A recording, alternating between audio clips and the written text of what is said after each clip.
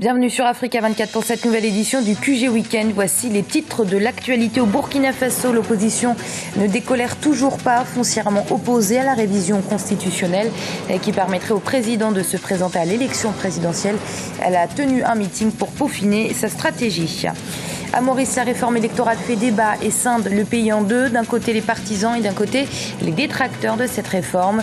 Et ces derniers la jugent en effet antidémocratique. Et focus dans ce journal sur le sculpteur et peintre congolais Bernard Manga Kodia qui regrette aujourd'hui de ne pas avoir suffisamment transmis son savoir-faire à la jeune génération, faute de moyens financiers.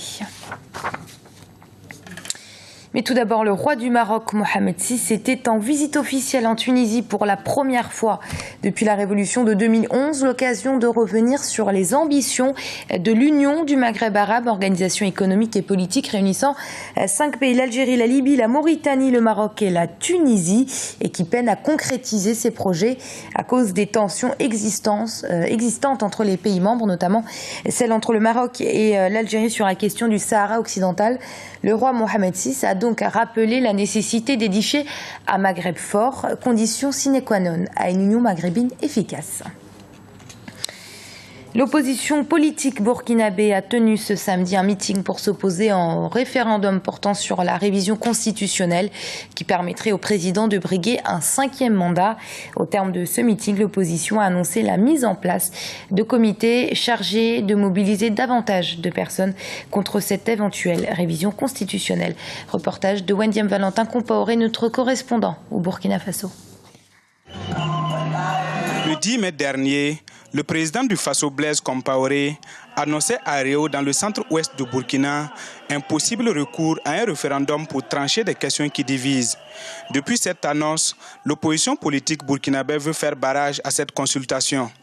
En effet, ce samedi 31 mai à Ouagadougou, elle a tenu un meeting pour réaffirmer son opposition à un référendum qui viserait à modifier l'article 37 pour une 5e candidature du président Blaise Compaoré à la présidentielle de 2015. Nous devons continuer la lutte sur tous les fronts, dans toutes les provinces, dans toutes les communes, dans tous les secteurs et dans tous les villages. Mobilisons toutes les forces patriotiques de notre pays pour défendre notre constitution et notre démocratie. Plus que jamais, rappelons-nous de ce que disait le professeur Kizerbo, Lian Lara Ansara. Donc, camarades, ce que je vous demande, c'est de vous tenir debout et nous allons dire à Blaise Compaoré, carton rouge. Lors de ce meeting, l'opposition politique a annoncé la mise en place de comités contre le référendum. Selon ses initiateurs, ils se chargeront de la mobilisation à la base pour contrer un possible référendum qu'elle estime inutile et budgétivore. Aujourd'hui, au Burkina Faso, il y a deux camps. Les Burkinabés sont divisés. D'un côté, il y a les opposants et de l'autre côté, il y a le Front républicain. Et au milieu, il y a le référendum, il y a l'article 37.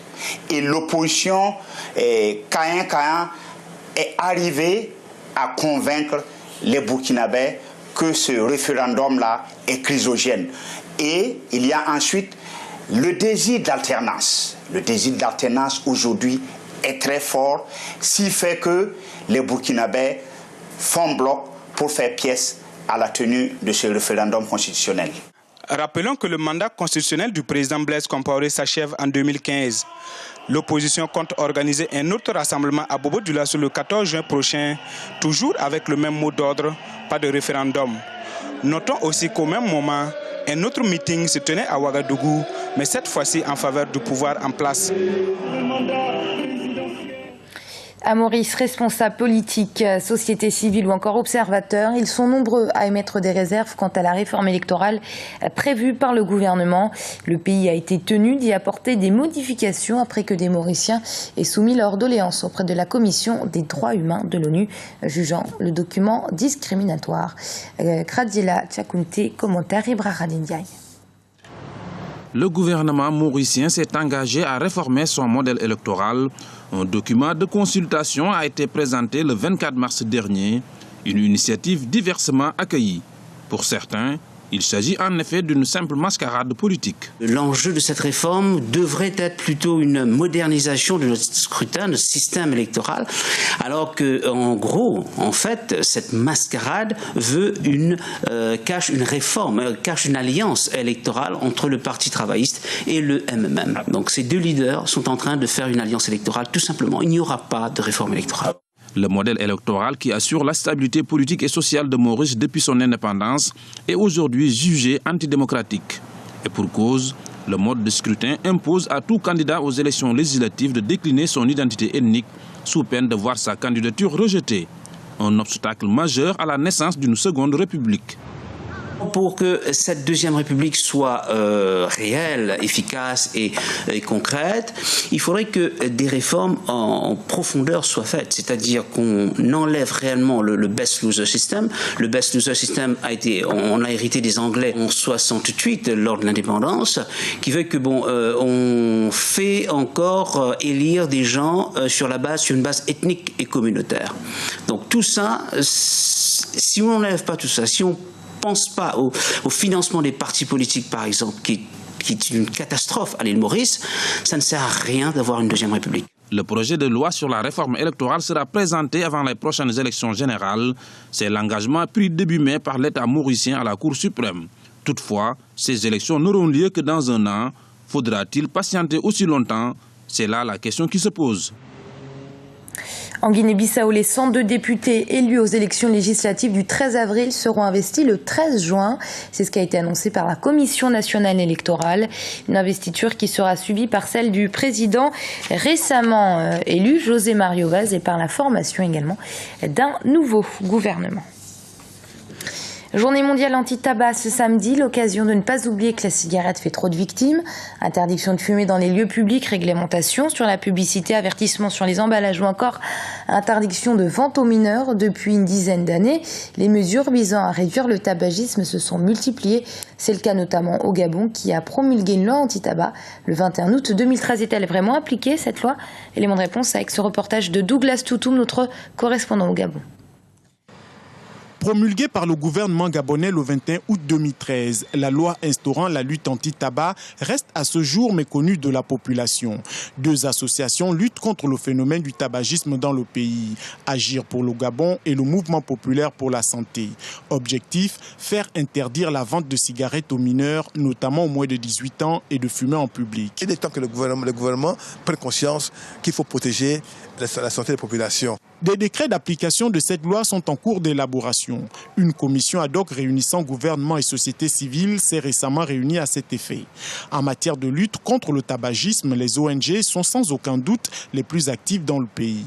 Si aucune statistique n'est disponible, certaines études font état d'un tabagisme allant crescendo. Au niveau du Gabon, à partir de 9-10 ans, on peut constater que les jeunes commencent à s'adonner au tabac, ce qui est extrêmement dangereux parce qu'à cet âge-là, justement, l'industrie les recrute pour pouvoir faire des profits jusqu'à 50-60 ans. Depuis 19 ans, l'ONG Agir pour le Gabon ne compte plus les actions menées en matière de lutte contre le tabagisme.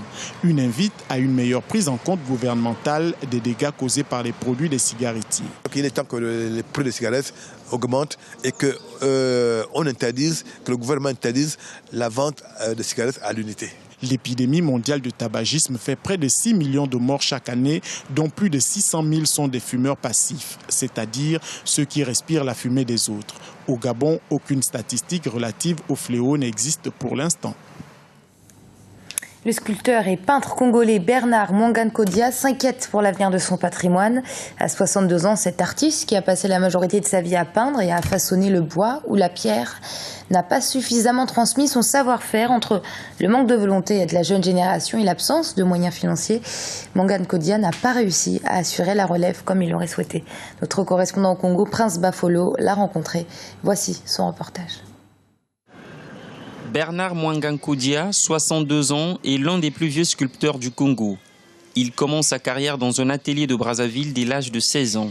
8 ans après, il ira se perfectionner à l'école d'art et d'architecture de Marseille avant de rentrer au pays en 1982. Il est l'auteur de plusieurs œuvres implantées à travers le Congo. À Brazzaville, l'éléphant érigé au rond-point de la Patte d'Oie et les 2 monuments placés sur l'esplanade du Palais des Congrès portent sa signature. Des œuvres qui ont permis à l'artiste de bâtir sa carrière et sa réputation. Depuis que j'ai démarré, depuis mon jeune âge, je ne vis que de ça. Et je m'en sors très bien. J'ai construit, j'ai fait tout ce que je peux, j'ai acheté des parcelles. Et malheureusement, pendant la guerre, j'avais un domaine de 10 hectares. Pendant la guerre, on m'a tout brûlé. Bernard Mwangankodja travaille souvent avec du bois issu de la forêt du Congo. Cette statue du Christ, par exemple, a été faite avec du bois de fer. Il se sert aussi du ciment blanc pour fabriquer ses œuvres, comme c'est le cas de ce portrait de Tchétché, l'un des premiers commerçants congolais.